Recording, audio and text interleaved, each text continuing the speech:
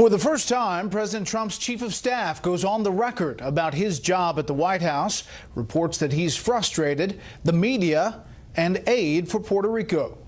This is Special Report.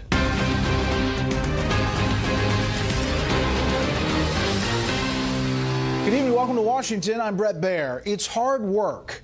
That from President Trump's chief of staff, who made no bones about it today, saying his current role is the toughest job he's ever had, but he's up for the challenge and is not going anywhere. General John Kelly making a surprise appearance before the press today for the first time since he took the job at the White House, answering important policy questions while also peeling back the curtain a bit about working there. Chief White House correspondent John Roberts was at today's briefing, joins us now from the North Lawn. Good evening, John. And quite a curtain it is, too, Brett. No question about that. General John Kelly, the chief of staff, is the latest subject of palace intrigue stories here at the White House, with some reports suggesting he's not long for the job. Well, as the Secretary of State Rex Tillerson did last week, John Kelly himself came out today to say, "You got it wrong." It was a surprise move in the daily briefing. White House Chief of Staff John Kelly meeting the White House press corps on the record for the first time to say reports of his demise are greatly exaggerated. I'm not quitting today. I don't believe, and I just talked to the president, I don't think I'm being fired today. I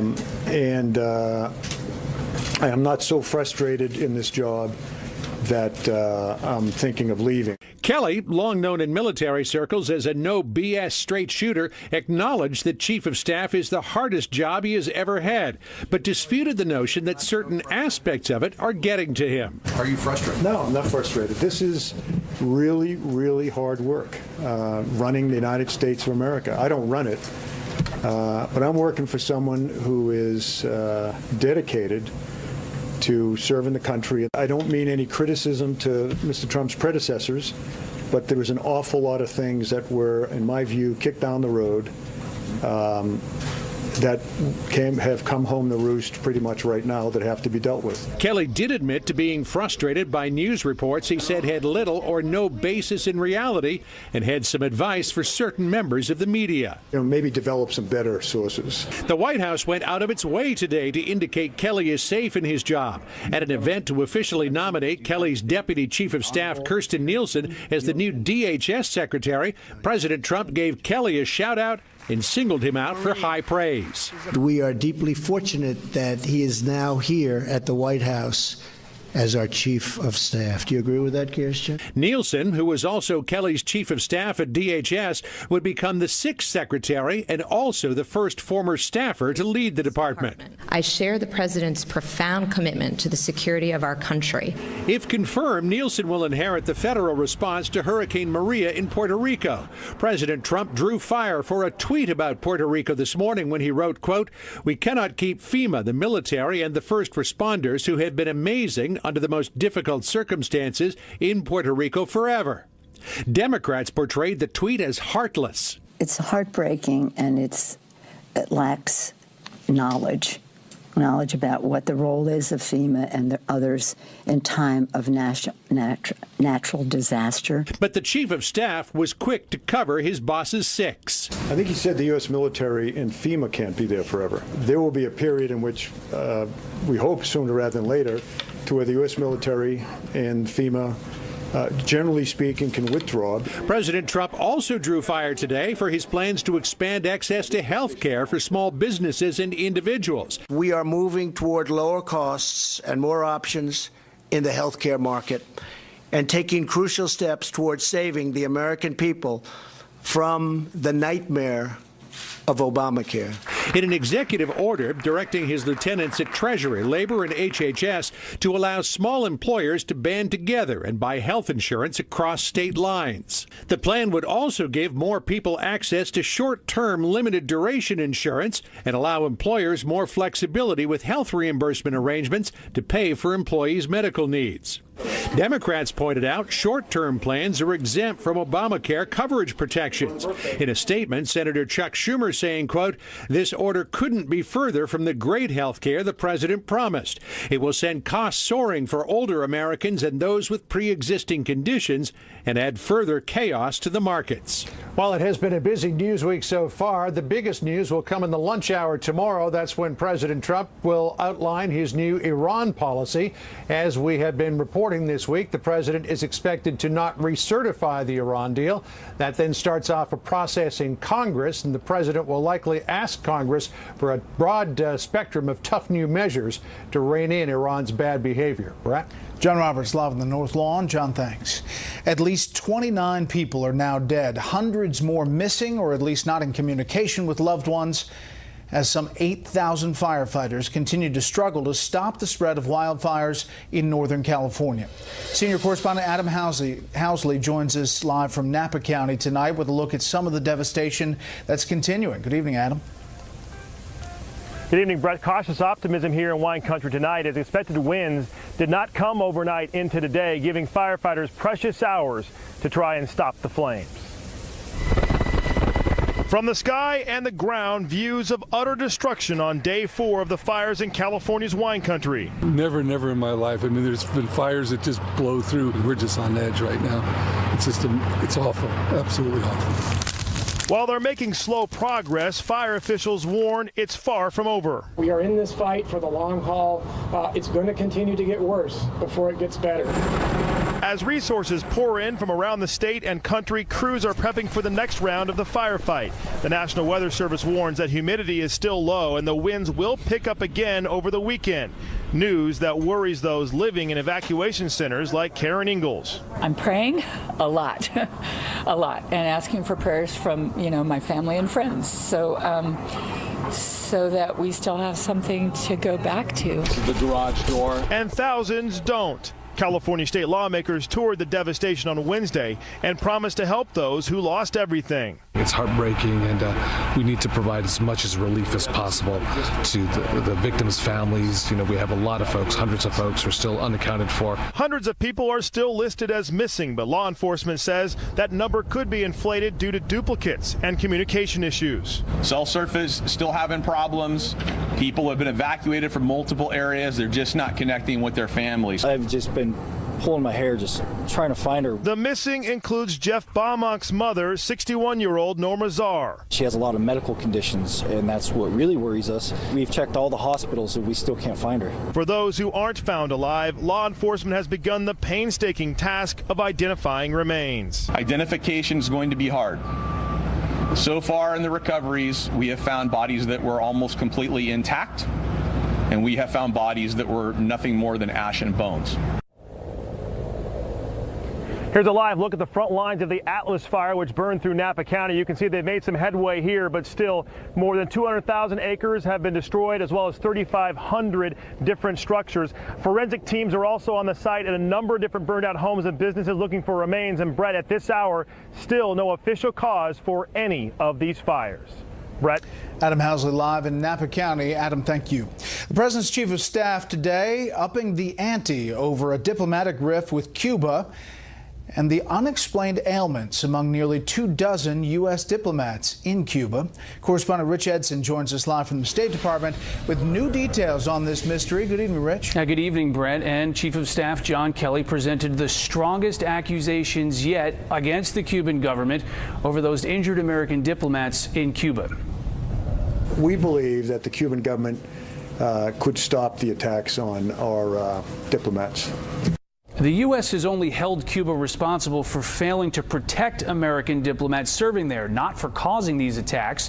When asked whether General Kelly's comments represent a change in U.S. position, the State Department says no. Cuba has a responsibility under the Vienna Convention to protect our diplomatic staff. That has not changed. It is also a well-known fact that in a small country like Cuba, that has the type of regime and government it does, they tend to know things that are going on within its own borders. Earlier this month, the administration expelled 15 Cuban diplomats from the United States after reducing American staff in Havana. The Associated Press reports it has obtained recordings of the sounds from these mysterious sonic attacks.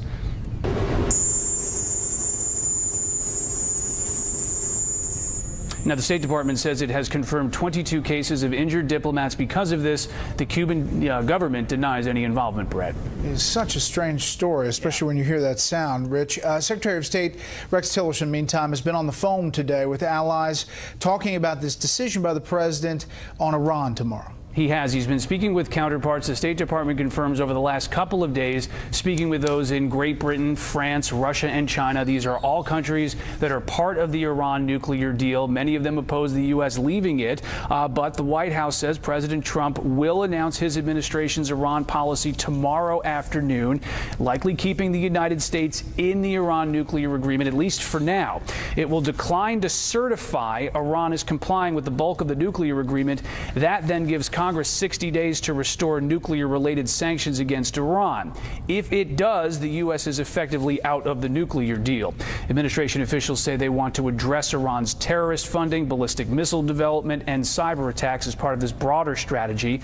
Obama administration officials who negotiated the 2015 Iran nuclear agreement are lobbying to keep the United States in it, as are European allies. They claim that the agreement is working, preventing Iran from reaching the status of getting a nuclear weapon, but there are also European companies that are conducting business with Iran, making profit from that, and they want to make sure that the Iran nuclear agreement stays intact because it allows that business, Brett. And we'll lay it all out tomorrow. One last thing, Rich. The United States has withdrawn from UNESCO. For somebody sitting at home, what does that mean? Well, UNESCO is a United Nations agency that is responsible for cultural and educational types of things, including the World Heritage Sites that are designated from landmarks across the world. The U.S. is saying that it's leaving UNESCO because it says the organization has an anti-Israel bias, passing resolutions condemning Israel. It kept Syrian dictator Bashar al-Assad on its Human Rights Committee, and officials say this is also a financial decision. The United States owes nearly $500 million to UNESCO. That's because back in 2011, UNESCO let the Palestinian Authority become part of UNESCO officially. There's a U.S. law that says that if the Palestinian Authority is part of any United Nations energy or agency, the United States cannot fund it. And so there are backdated financial dues for the United States there to the tune of about $500 million, Brett. Rich Edson wrapping it all up at the State Department. Rich, thanks. Democratic and Republican leaders are threatening to work more hours to come to an agreement over tax reform. You heard that right. House leaders are fighting about working on Fridays and into the holidays to try to get a deal on the president's tax plan. Chief Congressional Correspondent Mike Emanuel reports tonight on how the job of simplifying your taxes just isn't that simple in this Congress. Half this country is living paycheck to paycheck. And if that means we've got to stay here till Christmas to give them the relief they need and deserve, then tough, we will do that. Speaker Paul Ryan says Congress must fix the tax code by the end of the year. House Democratic leader Nancy Pelosi fired back about keeping the House in on a Friday instead. The Speaker said this morning, keep us in until Christmas to do his tax cuts for the rich. Why don't we just stay in tomorrow and get moving on some of this so we can have a bipartisan discussion? Last night, President Trump sold his tax reform plan outside Harrisburg, Pennsylvania, talking about its potential impact on the middle class. My Council of Economic Advisors estimates that this change, along with a lower tax rate, would likely give the typical American household a $4,000 pay raise. The president emphasized he wants a major tax deal with Fox's Sean Hannity. You can get as much as a 40% tax reduction. Again, it's the largest tax reduction in the history of our country. Let's go through. One issue that could shrink the tax package is the controversy over eliminating the state and local tax deduction. It allows people in high-tax states like New York, New Jersey, and California to save on their federal tax bills. Some lawmakers are concerned about the impact slashing the state and local write-off would have on the middle class, and Democrats have pounced. The numbers are really powerful here today. And you might want to think of it this way. 44 million households that represent more than 100 million Americans derive this middle-class benefit. Ways and Means Chairman Republican Kevin Brady and GOP leaders are looking at ways people in high-tax states can get relief as well. That's the fun part of my job. We've been doing this for a while now. I actually room with Kevin Brady, the chairman of the Ways and Means Committee, so we've talked about the details. This morning, Ryan tried to rally conservatives for the fight, warning lobbyists and Democrats may try to derail this effort. When that army comes, We must be able to count on the foot soldiers of the conservative movement to see this thing through. The House has passed its budget with tax reform language in it. The Senate's expected to take it up first thing next week. So there's some more time for some tax reform negotiation and fine-tuning. Brett? Mike Emanuel live on the Hill. Mike, thanks. Down day on Wall Street today. The Dow dropped 32. The S&P 500 lost 4. The Nasdaq was down 12. Dishonest, fake news, an enemy of the people. President Trump has always made it known how he feels about the media in general. Now he's taken it to a new level, and that has critics crying foul. Fox News media analyst and host of Fox's Media Buzz, Howard Kurtz, reports on the president versus the press. These are very, very dishonest people. In many cases. President Trump's attacks on what he calls fake news are nothing new. But now he's suggesting that the government take action against media companies. And one proposed action isn't legally possible. His latest target is NBC, which reported yesterday that in a July meeting, the president stunned top officials by saying he wanted a tenfold increase in the nuclear arsenal, despite decades of disarmament treaties. That drew a strong reaction from Mr. Trump and from some journalists. No, I never discussed increasing it. I want it in perfect shape. That was just fake news by NBC, which gives a lot of fake news lately. And it's frankly disgusting the way the press is able to write whatever they want to write, and people should look into it. Well, I have looked into it, and you might want to start looking into it too, Mr. President. Mr. Trump took to Twitter to explain what he meant by looking into it. Network news has become so partisan, distorted, and fake that licenses must be challenged and, if appropriate, revoked. Not fair to public. In fact, the FCC doesn't license national networks, only local stations. And those renewals are supposed to be based on serving the community, not news content. Mr. Trump could encourage challenges to local licenses held by NBC's parent Comcast, but that would carry echoes of Nixon allies challenging the Washington Post TV license during Watergate. The president tweeted that NBC equals CNN, an insult in his eyes, and said its sources don't exist. The president dismissed our reporting, saying it's not true and that our sources are made up. Those sources, however, do exist. In fact, 3 of them were in the room when the president talked about dramatically increasing the number of U.S. nukes. NBC says that meeting is what triggered Rex Tillerson to call Mr. Trump, as the network reported last week, a moron, denied by his spokeswoman after the Secretary of State deflected the question at a news conference. This presidential tweet followed. Why isn't the Senate Intel Committee looking into the fake news networks in our country to see why so much of our news is just made up, fake? It would be extremely unusual for Congress to investigate the media. The committee chairman says they have no such plans.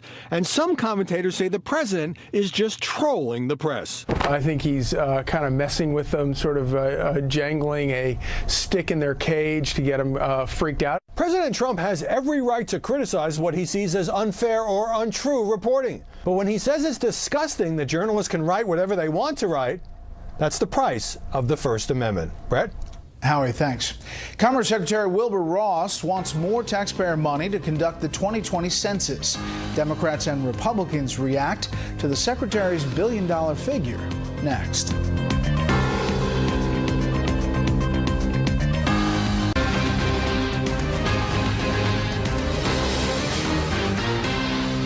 More fallout from the sexual assault allegations levied against Harvey Weinstein. New York City police and now London detectives are taking a fresh look into sexual assault allegations against Weinstein now that some 30 women have come forward with accusations against the movie producer. This is Weinstein before flying to Arizona for rehab, told photographers outside his home he's not doing well. Harvey, are you doing okay? I'm hanging in. I'm trying my best. Thank you, man. We're glad to see you doing okay. Thank you. Guys, I'm not doing okay. You're not? I'm trying. I got to get help, guys. You know what? We all make mistakes. Second chance, I hope. We're also learning Hillary Clinton will donate the money given to her by Weinstein to charity. Weinstein contributed $46,000 to her 2016 campaign and upwards of $250,000 to the Clinton Foundation. Counting heads costs a lot of money. That was the message from the Commerce Secretary to Congress today. As Secretary Wilbur Ross asked for the funds, he says his department needs to conduct the 2020 census. Chief Washington correspondent James Rosen explores whether our ability to determine the number of Americans depends on the numbers being tossed around on Capitol Hill today. Through wars, booms, and panics, the census has presented a steadily broadening picture of the nation. And with just 30 months to go before the Census Bureau kicks off its constitutionally mandated count of every living soul in America, Commerce Secretary Wilbur Ross told House Oversight lawmakers the Bureau needs $15.6 billion to get it done, $3 billion more than the cost in 2010. Ross cited declining response rates, heightened privacy concerns, widespread mistrust of government, and the integration of new IT infrastructure, the cracks in which Ross learned about soon after he assumed office. Only 2 months into my tenure, the Census Bureau suddenly announced a 40% cost overrun in one component, namely the Census Enterprise data collection and processing. House Freedom Caucus Chair Mark Meadows, a budget hawk, questioned why appropriators should increase the Census Bureau's budget when the agency has not reformed its troubled relationship with contractors and subcontractors. There are some 43 IT systems that need to be implemented. And yet today, only 4 have actually been fully implemented. Ross claimed the Census Bureau's cybersecurity is the most robust it's ever been. But when Republican Jody Hice of Georgia, another Freedom Caucus member, asked how Ross can be certain of that, the secretary cited conversations with his team. So it's all based on conversation, not on tests. It's impossible to test something that doesn't yet exist. 80%. My point precisely. Democrats were equally displeased with Ross's proposal, but for the opposite reason. I think it's a good start, but I don't think it's good enough. I'm not used to being granted more money than I asked for, so that's a totally new experience for me. Federal figures show the cost per household of conducting the census more than doubled from 1990 to 2010, from $45 to $92. And internal auditors at Commerce say that in the testing phase leading up to 2020, they've identified cost overruns and unaccounted for costs. Brett? James, thank you. Up next, details on a hostage release in Pakistan. First, here's what some of our Fox affiliates around the country are covering tonight. Fox 47 in Lansing, Michigan, where the state legislature is fast-tracking a plan to keep cities from adding local taxes to food and drinks. No local government in Michigan is considering such a tax right now, but lawmakers say it is possible, pointing to Philadelphia as a place with soda taxes. Fox 8 in New Orleans with the arrests of 10 Louisiana State University students following the death of an 18-year-old fraternity pledge. Maxwell Groover was pledging Phi Delta Theta last month when he was found unresponsive at the fraternity house. His blood alcohol level at the time of his death was .495. That's more than 6 times the legal limit. And this is a live look at Atlanta from Fox 5, our affiliate there. One of the big stories there tonight is a drug bust netting more than $7 million in marijuana. 6 large-scale grow houses were shut down in a multi-agency operation across several counties in Georgia last month. 9 people were arrested. That's tonight's live look outside the Beltway from Special Report. We'll be right back.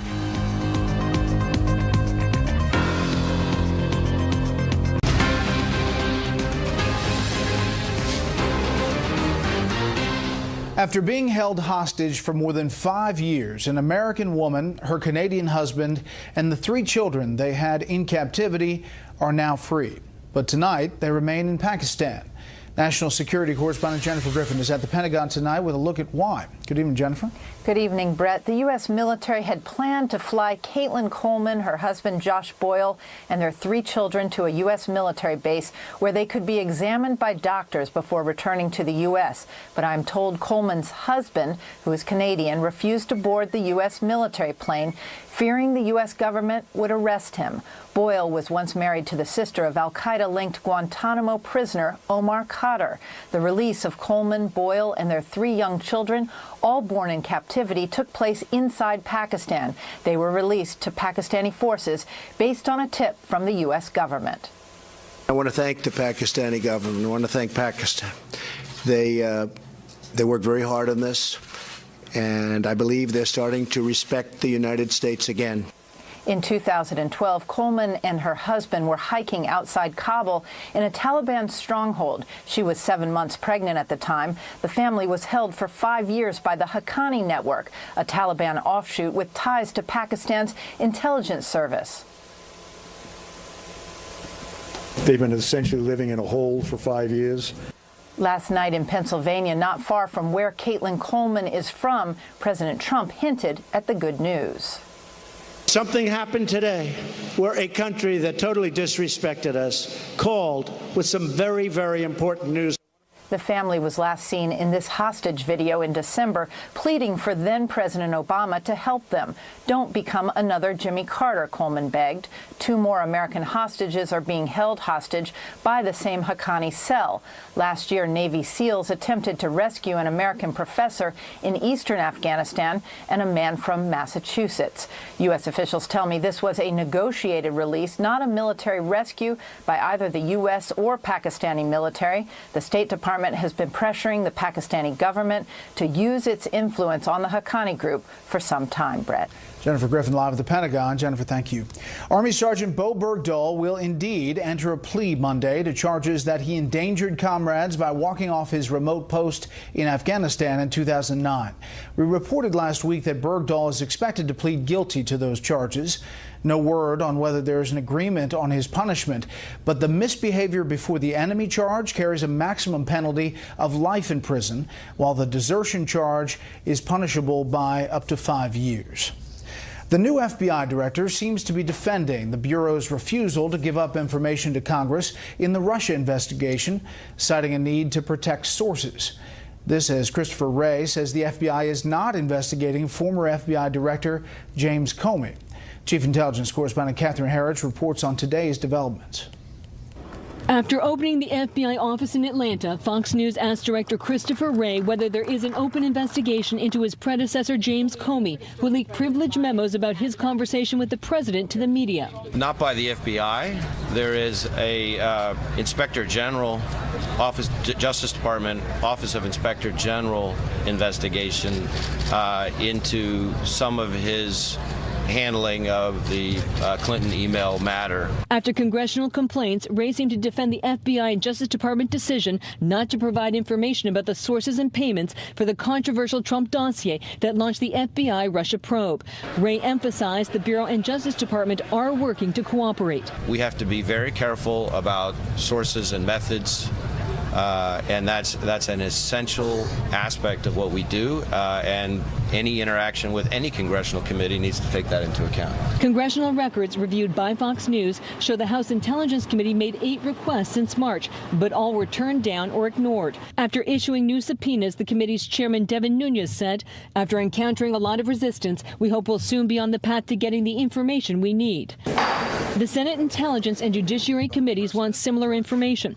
Democrat Dianne Feinstein said they are working through several issues. We're in a little logjam right now. I hope we can break it and get what we need, which are subpoenas to get some documents right now. After meetings on Capitol Hill this week, Facebook Chief Operating Officer Sheryl Sandberg told the website Axios that the Russian-backed ads designed to divide the American people should be released, adding, "It's not just that we apologize.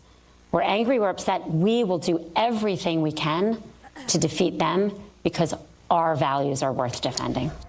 Tomorrow, former UN Ambassador Samantha Power is expected to testify in a closed classified session about her decision to request the identification or unmasking of Americans and Trump campaign associates who appeared in foreign intelligence reports during the 2016 election. Next week, former Attorney General Loretta Lynch is also expected to testify before 3 committees, Brett. Follow it all. Catherine, thank you. You're welcome. The United Arab Emirates will stop issuing new visas to North Korean workers over tensions with the U.S. A statement by the UAE Foreign Ministry said it would pull its non-resident ambassador to North Korea, as well as stop North Koreans from opening new businesses in the Emirates as part of a global effort to be united against the Kim Jong-un regime.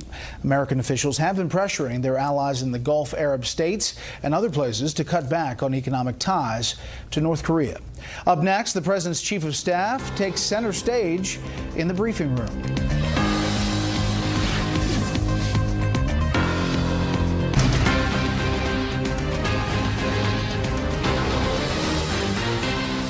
I'm not quitting today.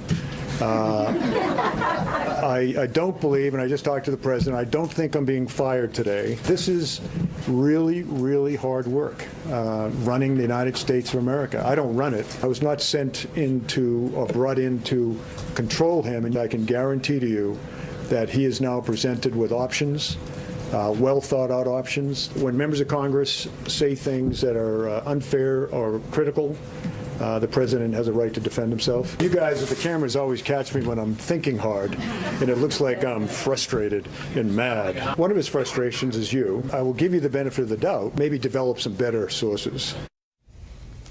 White House Chief of Staff John Kelly surprising in the briefing room today and arguably charming reporters there in what turned out to be a very substantive, engaging 23 minutes of time in the briefing room taking questions. This is all of these stories about what he really thinks and how he's doing his job behind the scenes have been popping up all over the place based on anonymous sources.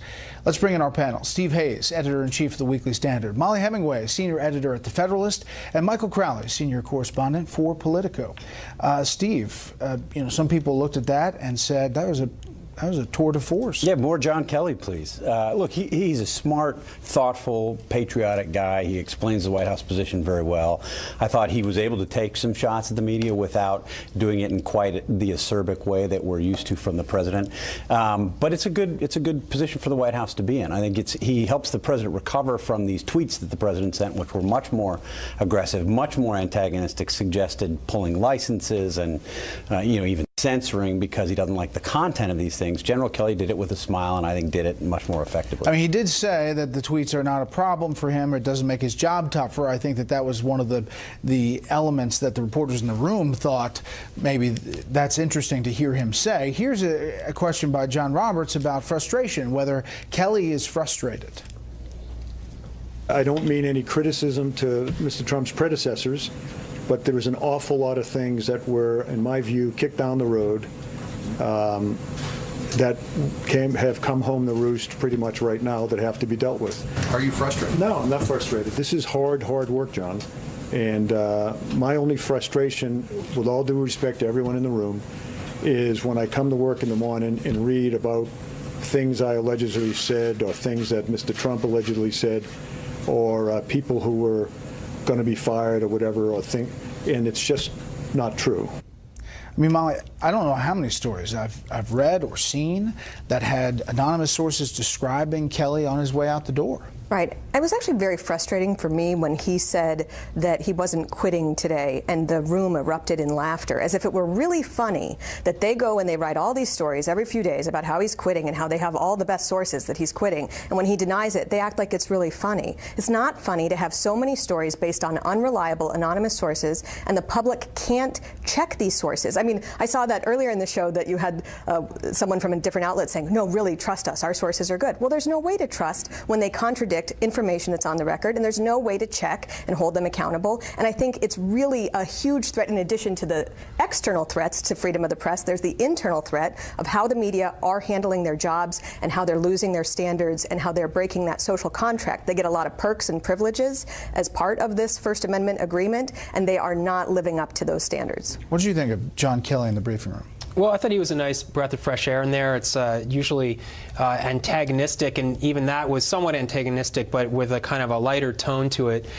So strategic to bring him out in that sense. I also think that there is a narrative, which the White House obviously disputes, that it's chaos and everyone's on the brink of quitting and they're just barely containing Trump and all his wildest impulses. And Kelly comes out, and he's a guy with natural, unforced authority, military man, who also has kind of, it turns out, sort of a light touch and a sense of humor. And I think that it projects an image, which I have to say, in defense of my colleagues in the press, I'm not sure it is an accurate image. I mean, not all these stories may be right, but a lot of the anonymously sourced stories that have come out of this administration have been borne out. And the mere fact that people are talking so freely and critically about the president, the way the White House is being run, tells you something. Having said that, it does present a face of kind of calm, quiet authority that I think is useful for the White House in trying to bat back that narrative. Well, I mean, I tell you, that pushback seemed pretty effective when he turned and said, maybe you need better sources. Yeah, well, anytime he wants to call me, I'm here. I'm willing to talk to you about the best source you can have. Yeah, look, I mean, I think if you look at it from the perspective of the White House, they're making this argument. They want to suggest that nothing's believable. None of the media reports are believable. It's just not true. And the White House also plays a role in these anonymous sources, it must be said. I mean, the White House hosts background briefings all the time in which reporters who call in or are present for the briefings are told you can quote us as senior administration officials, what have you. That is one of the way the White House gets its word out, and it's done on a pretty regular, probably almost daily basis. But the standard isn't that a lot of the stories are true or a lot of them check out. The standard when you're in the truth-telling business is that all of your stories need to check out. And there have been so many stories about people who are leaving, who don't leave, and it becomes very difficult. How does a general reader or viewer know who to trust and who not to trust when so many of the stories turn out not to be true? But here's the question. I mean, after today, how many of these stories that have been written or done will go back and say, well, we were dead wrong when we said that he was frustrated or he's leaving or that XYZ. Right. How many do you think? But it may not be. But look, it may not be wrong, right? I mean, it may be that General Kelly has been frustrated. I think General Kelly has been frustrated. I've talked to people who think that General Kelly has been frustrated. I know, but it's him. So then, what are we just lying? Are we to just assume that everybody in the federal government is telling the truth about when they make a comment? Is he? Look, I don't want to challenge General Kelly's integrity. I've talked to people who have worked with him who said that he's frustrated. And I think he it's important, though. It's important to challenge what you hear from the podium sometimes. I did it all the time. Of course. But for instance, he did say he was frustrated. He said he was frustrated by waking up every day and seeing false stories in the media. So he did admit that he was frustrated. And maybe when you hear reports that he's frustrated, that people are misinterpreting. Do you think he's never frustrated by what's happening in the White House? No, but I think that what we need to do is have sources who can be held accountable. If he is not telling the truth here, this can come out. But you have to challenge government. You have to challenge official government sources. I mean, we did that all the time. Think about, we can't take at face value what Jay Carney said when he was briefing on Benghazi. Of course, but when you have the anonymous sources who are not going to go on the record, and then you have the chief of staff saying what he says on the record. It should matter, and it should carry more. It should carry more weight when he says it on the record. It doesn't mean that everything that's said on the record is true. All right. The flip side, Molly, is that the president is tweeting, and he has continued to do this, saying network news has become so partisan, distorted, and fake that licenses must be challenged, and if appropriate, revoked, not fair to public.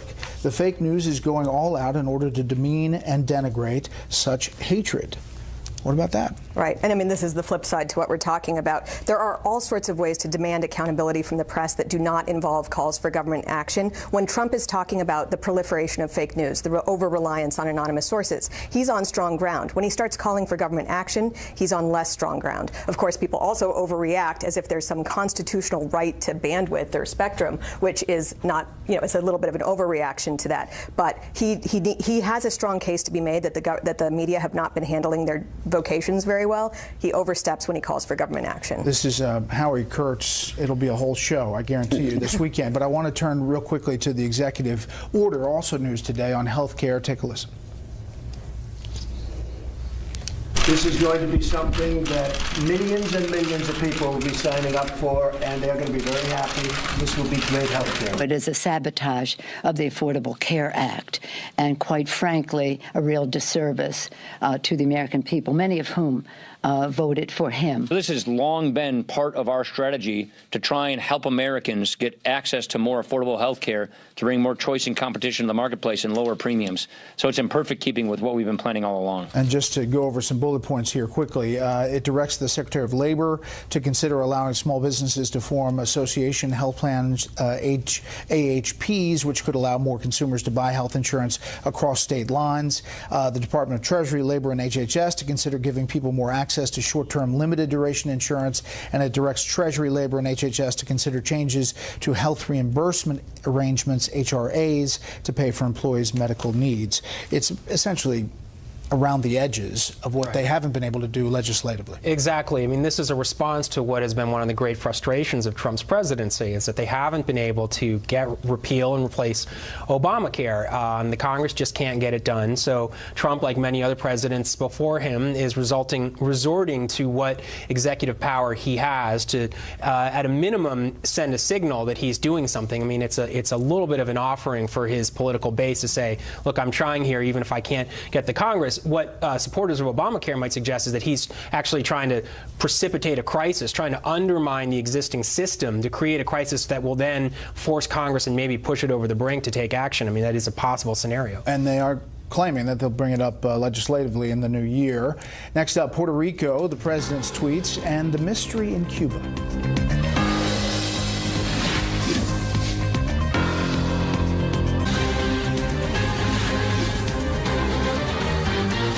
Does President Trump believe that the people of Puerto Rico are American citizens Yes. who deserve the same access to federal aid as the people who live in Texas and Florida? Yes. What is his tweet about then? Which tweet? The tweet where he says that we can't be in Puerto Rico forever. The tweet about FEMA and DOD, read military, is exactly accurate. They're not going to be there forever. And the whole point is to start to work yourself out of a job and then transition to the rebuilding process. Chief of Staff talking about these tweets from the president. Puerto Rico survived the hurricanes. Now a financial crisis looms largely of their own making, says Cheryl Atkinson. A total lack of accountability, says the governor. Electric and all infrastructure was disaster before hurricanes. Congress to decide how much to spend. We cannot keep FEMA and the military and first responders who've been amazing under the most difficult circumstances in Puerto Rico forever. We're back with the panel. Steve, it's triggered a lot of coverage about that it was essentially threatening aid. All administration officials say there are 13,000 people on the ground, and they're continuing to funnel things in. Well, he tweeted it for a reason, right? He wanted to send some message, and even if it's technically accurate that they're not going to be there forever, I don't know what he's pushing back against. He sent a message that they could be leaving. He hasn't sent similar messages in similar situations before. I think in this instance, you have a president who a week ago said to Geraldo Rivera that the federal government might just wipe out the debt, the pre-existing debt that he's now talking about, sending one message. Then a week later, he's suggesting that FEMA might have to take off. I think this is exactly backwards. The federal government should be there and provide the kind of disaster relief that it has in other circumstances, including recently, and that Donald Trump and Mike Pence suggested they would continue to do. The federal government should not have a role in bailing out Puerto Rico for its mismanagement and misdeeds before this. But the president has to be careful with his language on this. You think if you're down there and you're desperate and you hear 1 week that they're going to wipe away all this debt, right, then you hear this week that FEMA might be going.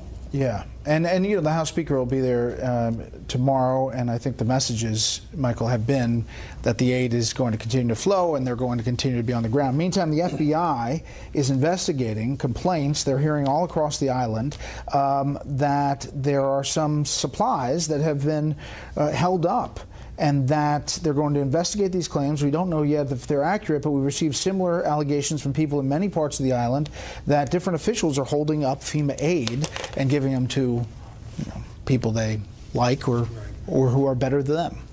Well, after a disaster like that, things are not going to work with Swiss watch-like efficiency. And it may be the case that there are things that are frustrating President Trump about the situation, but I agree with Steve. I don't really see why he's devoting so much bandwidth to this. I mean, what is he trying to accomplish? Who is he fighting back against? And there is something about the way in which he's talking about Puerto Rico like it's an entirely different country. I mean, you know, at a minimum, if he has these complaints that people do say that their electric grid was kind of hopelessly outmoded, why talk about it in such terms that people find so insensitive? It's tough to read nuance into 140 characters or less. I think John Kelly tried to do it today on Puerto Rico.